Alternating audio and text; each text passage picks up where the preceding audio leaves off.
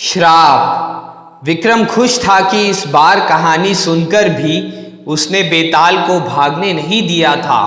बेताल खामोशी से उसके कंधे पर लदा हुआ था।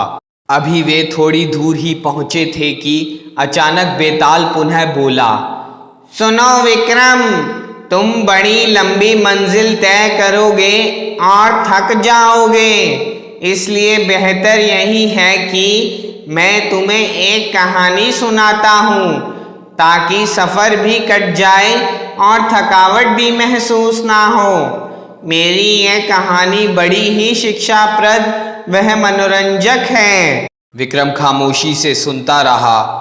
एक समय की बात है, पुणेपुर नामक राज्य में राजा वीरभद्र शासन करते थे।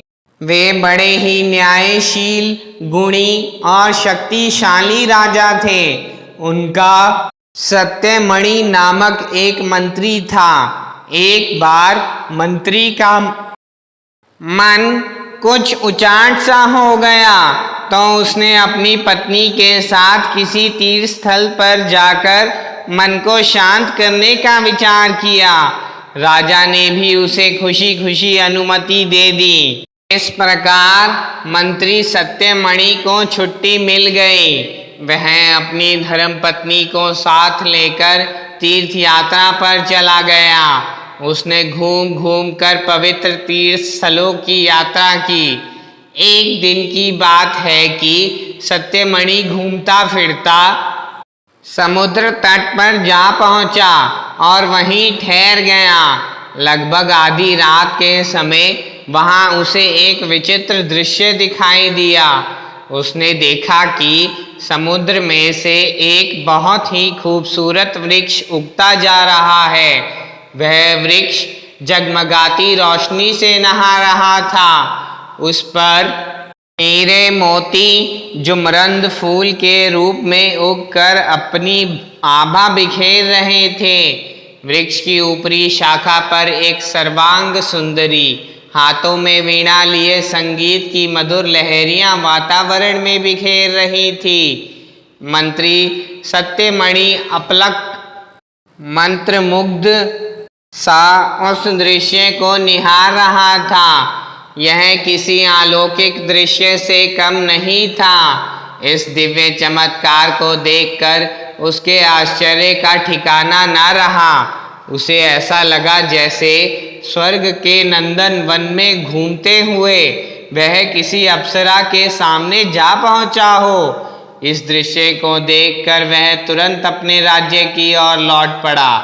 राजा के पास पहुंचकर उसने कहा, महाराज, मैंने तीर्थ यात्रा में एक अद्भुत आश्चर्य देखा है।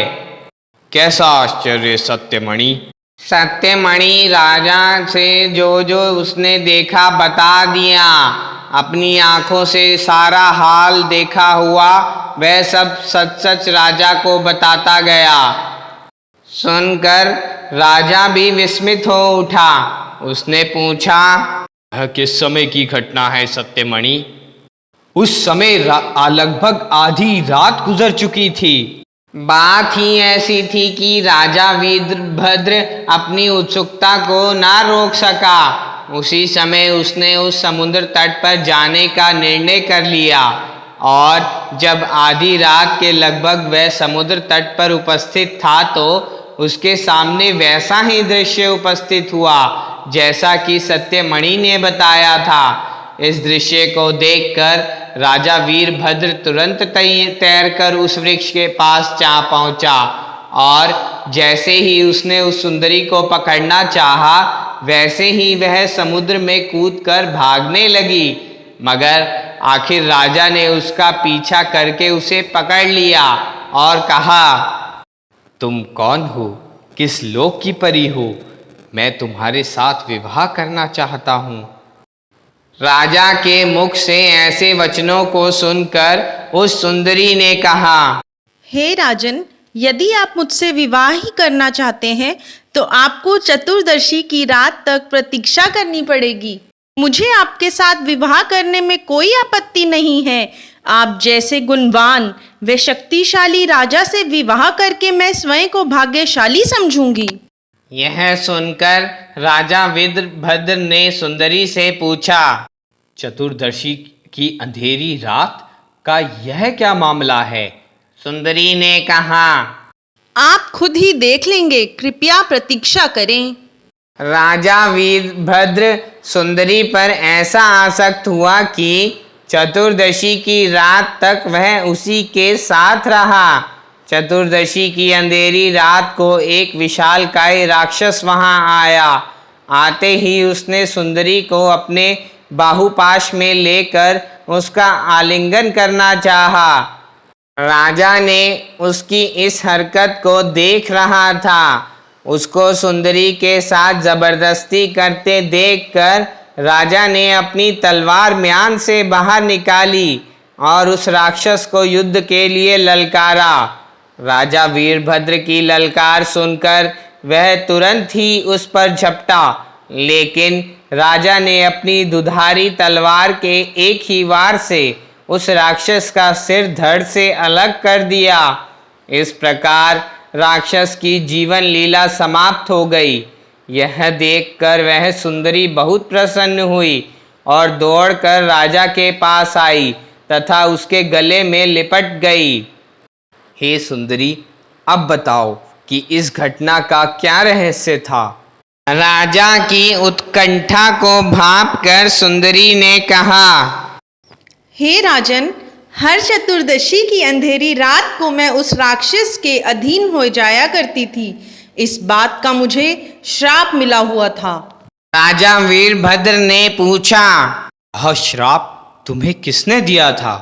राजा के मुख से ऐसे वचनों को सुनकर अश्रुपूरित नेत्रों से सुंदरी ने बताया, यह श्राप किसी और ने नहीं बल्कि मेरे पिता ने ही मुझे दिया था। राजन, मैं गंधर्व विद्याधर की पुत्री हूँ। मैं प्रतिदिन अपने पिताश्री के साथ ही भोजन किया करती थी। एक दिन अपनी सहेलियों के साथ खेलते हुए मुझे भोजन का समय याद न रहा, जिसके कारण पिताश्री को अकेले ही भोजन करना पड़ा। और जब मैं खेलने के बाद घर पहुंची तो मेरे पिताश्री ने मुझे श्राप दे दिया कि हर चतुर्दशी की अंधेरी रात को तू एक दैत्य के वश में हुआ करेगी। इस श्राप को पाकर मैं बहुत रोई, गिड़गिड़ाई। उन्होंने श्राप तो दे दिया, लेकिन बाद में उन्हें पछताना भी पड़ा।